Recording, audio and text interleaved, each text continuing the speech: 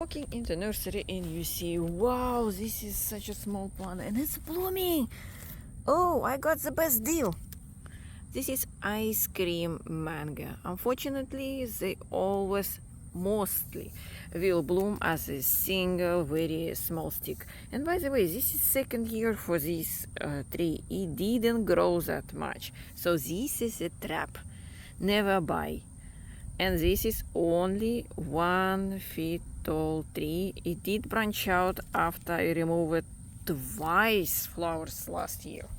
Imagine, it did flower twice. So look, it's even trying to flower. I guess it's flowers from trunk. And the problem with such trees, they put too much energy into flowering. This is a lot of panicles, by the way. A lot, and they don't grow much leaves, but your tree is supposed to have a lot of branches and a lot of leaves, not flowers. And sometimes such plants actually will die within 2 years. A lot of people already said the mangoes or whatever tree actually died. They're blaming rootstock because most of the time rootstock will be turpentine, but this is not turpentine. I grafted myself. This is a regular Tommy Atkins or canned rootstock, and you see it still doesn't perform. And a lot of times ice cream bean are getting popularity because people think this is dwarf variety. This is not dwarf variety. It will go eventually to 15 feet tall tree. And for example, this one is fruit cocktail, and you see all these panicles, but this tree size can hold fruits. It's not a problem, and even if it won't, that will be perfectly fine. Now you have to look at how your grafting point looks like. This is not ideal, by the way. I don't like it because it's a lot of places to moisture to sit here, and I usually try to avoid that, but sometimes I don't have a choice to buy them. But I personally do not have any issue with losing any of my trees. So I'm gonna show you the perfect grafting point. For example, this one. It's actually looking quite good.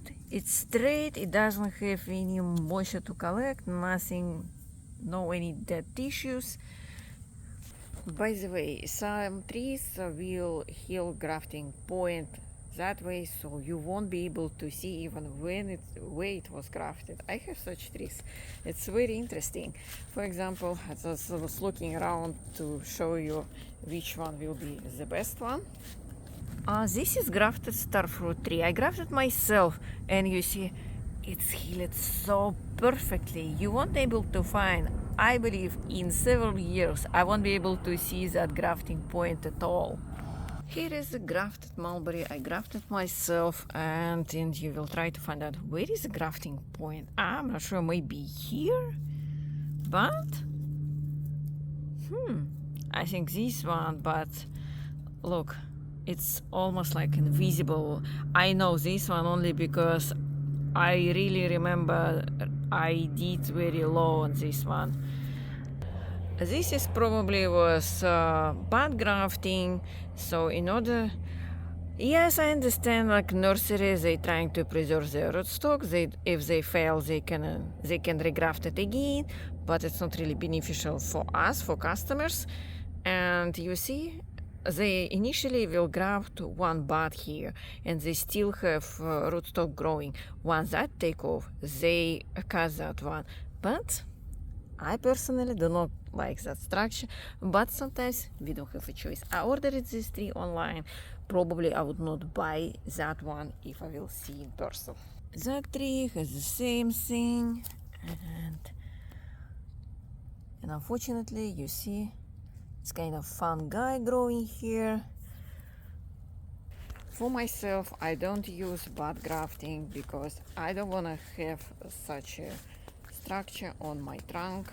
That's my personal choice. I don't care if I lose any rootstock, that's fine.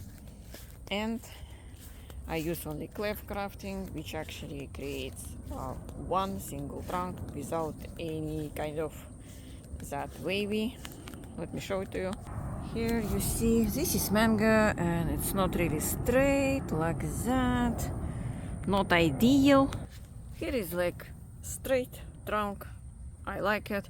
And you have to look at like where branching start out. Oh, this one starts around approximately 3 feet tall, Karen Michelle mango. And you see this nice branching. This is perfect structure. Here is loquat tree and it's one single trunk, and it started, I think, branching out on its own. Not every single tree will start to branch out on their own, so you need to keep in mind that one. And you see it has the same, actually, it was bud grafting. This is, for example, another mango Florigon, and you see this hole. I don't like it, and eventually I will graft all these varieties on my own rootstock and see which one will do best.